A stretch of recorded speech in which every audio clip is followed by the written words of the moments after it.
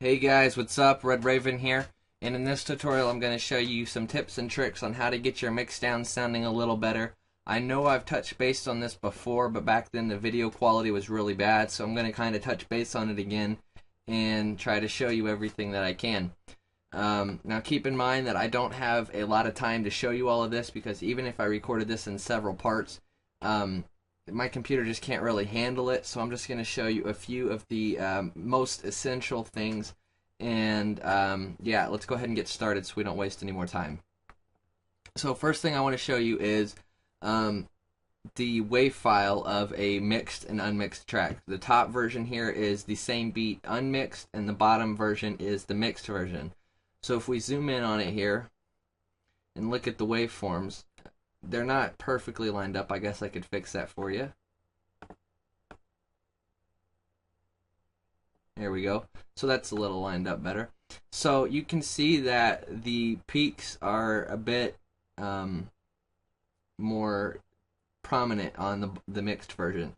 And you can see like this would be like a lot quieter here. I've kind of boosted the volume there with some mixing.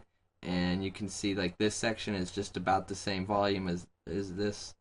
If we scroll through it, you see that this like random peak here isn't in the mixed version because we took care of that.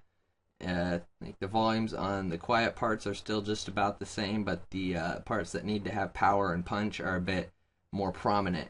And you can also see that the waveforms aren't squished a whole lot due to compression and limiting, but they are just a tiny bit, and it's kind of hard to not do that really.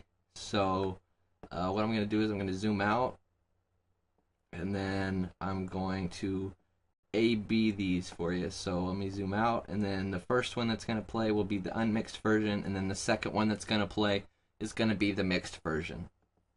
And this might be a lot louder than my microphone, just to give you a warning.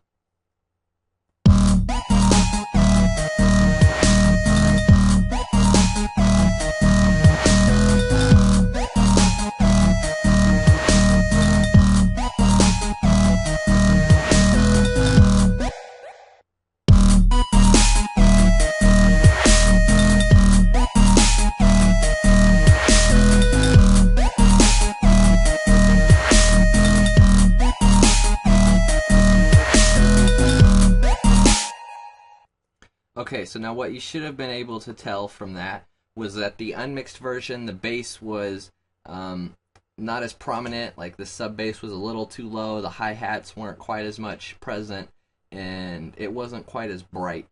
And then in the mixed version, the bass is there, but it's still, the kick is still punching through, the snares are still punching through, but it's still got more bass and more brightness. The hi-hats are there a little louder and things like that. So I'm going to show you some of the tricks that I use to do that. So if I bring my mixer over, you'll see that I've only got a few things running because this is just for demonstration purposes. So on the kick channel, you'll see that I have a peak controller, and I'll show you what I use that for here in a little bit. And then you see I've got an EQ on it, so you can see that I've got it peaking between about 70 and 100 hertz, and that's about the ideal range for a kick in dance music. You can see I'm ducking out at about 200 hertz, and that's because that's where the snare hits, and I kind of wanted to keep room there for the snare. And then you can see I dipped down at about 1K a bit, and that's just because there wasn't a lot of frequencies there on the kick to begin with.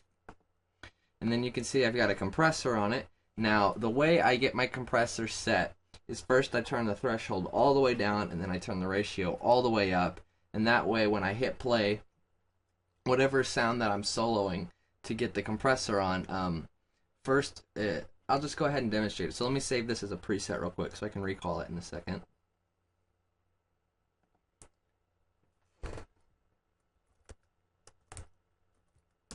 Okay, so the way I would do this is if I default this out,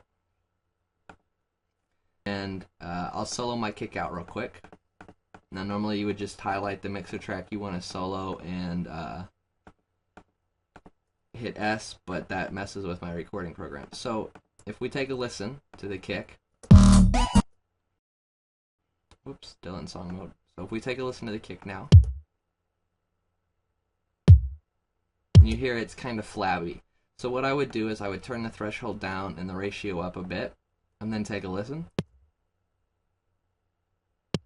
And you hear it's just a click, and that's because I need to set my attack right. So now on percussion instruments, you want the initial hit of that sound to come through uncompressed most of the time. Sometimes you may not, but generally speaking, you want the initial attack to come through uncompressed so you don't lose any of the tonal qualities of it. So what you would do is you would just sit here and turn it up. And about 70 sounds good, and then you would set your release.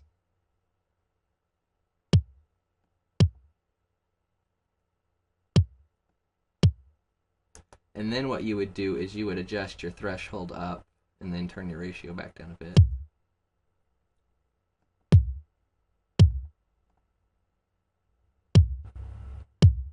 And there you go. That's how you compress. And then you would make up for the gain reduction with the gain knob here. So let me go ahead and recall the previous compressor settings really quick. So you can actually see that the settings I had just showed you were pretty similar to the ones that I did just off the top of my head there. Okay, so then if I show you the snare channels, let me go ahead and bring everything back in here.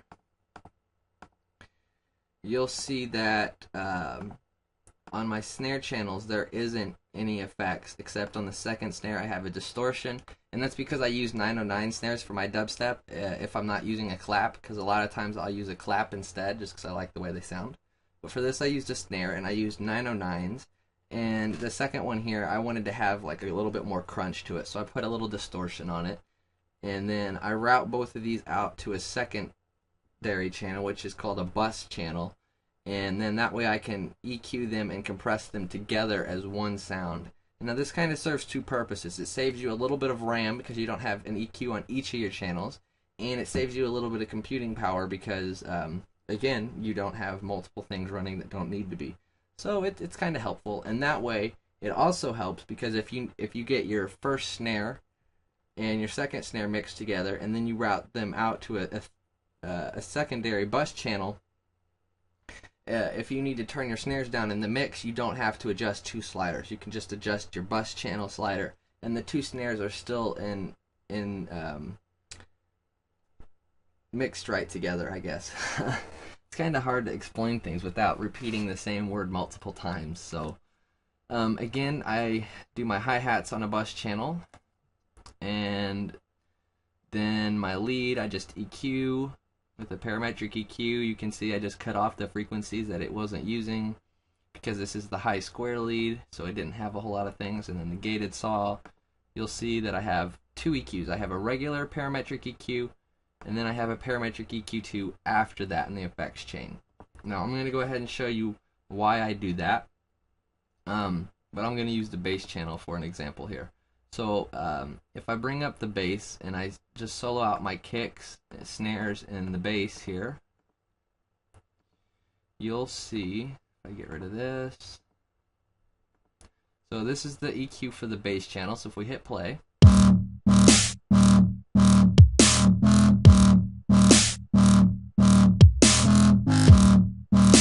you'll see it's got frequencies where the kick and snare both hit. So what you do is you put a regular EQ above it. You can use a parametric EQ2 above it if you want, but that's not which one I use because it just saves me a little CPU. So I'll do that, and then I'll bring the peak controller for my kick up, and then the peak controller for my snares up.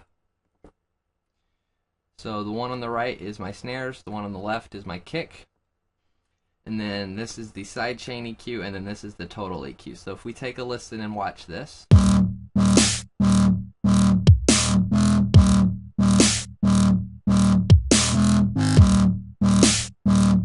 so you can see that when the kick hits, I'm ducking out frequencies where the kick is on my bass, and then when the snare hits, I duck out the frequencies that my snare uses within the bass. And this just helps your snares and kicks cut through the mix more when you have a lot of things taking up those frequencies. And to really demonstrate with this, I'll turn up the decay time on these peak controllers for you.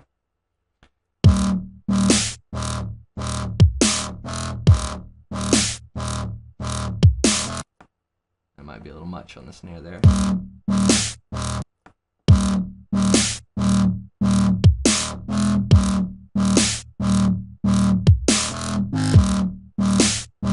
if you're watching this second EQ down here, you'll notice that the frequencies around 100 and 200 hertz aren't as bright when the peak controller is hitting.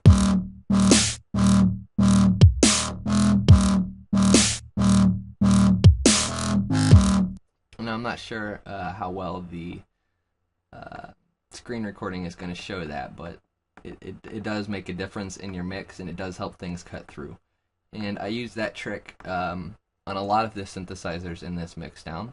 I used it on the super saws, I used it on the bass and the sub, and sometimes if my hi-hats are using frequencies that my snare drum use, I'll sidechain those and stuff like that.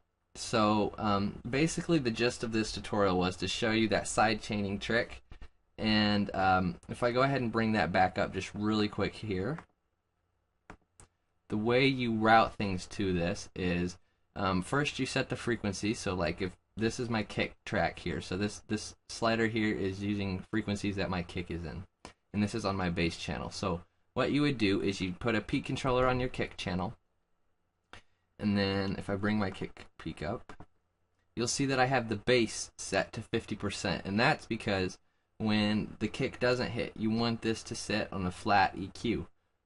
So what you do is you just right click on this, go to link to controller,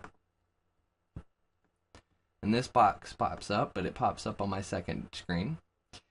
And you can see mine's already routed, but what you do is in this internal controller, click this and you go down to peak controller, and then in parentheses it'll say whatever channel it's on, and then it'll have a dash and it'll say peak, because the peak controller also has an LFO, so you can use peak plus LFO, the peak, or the LFO, but we want peak for this, so we hit the peak.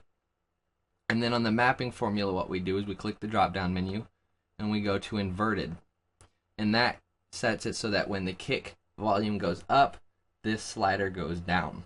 And then we hit accept, and then what will happen is if we hit play, you have the slider sidechained, and because you can change the frequency and the bandwidth, you have a lot of control over how you want this to sound in the mix.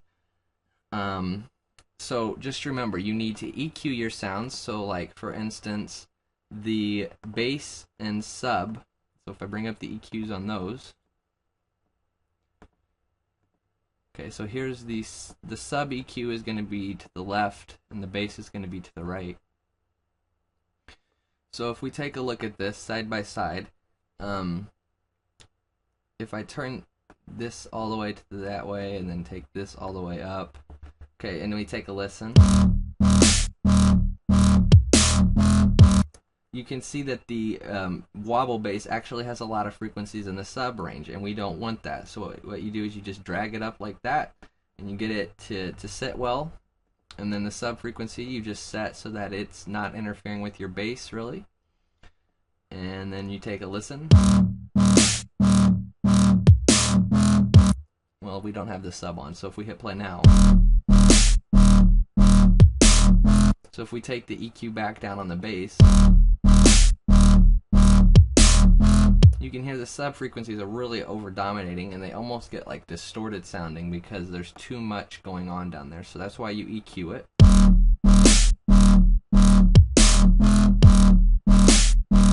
So you can hear the sub bass still has plenty of power, but then it just sounds a little bit more clean, and it can cut through the mix better.